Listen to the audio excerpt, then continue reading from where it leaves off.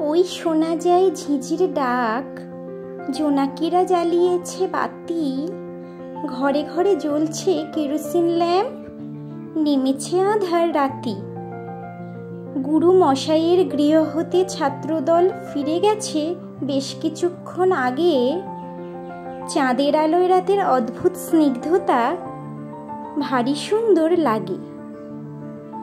বর্ষা ভেজা রাত, মাঠে কাদা জল, শোনা যাচ্ছে ব্যাঙের ডাক।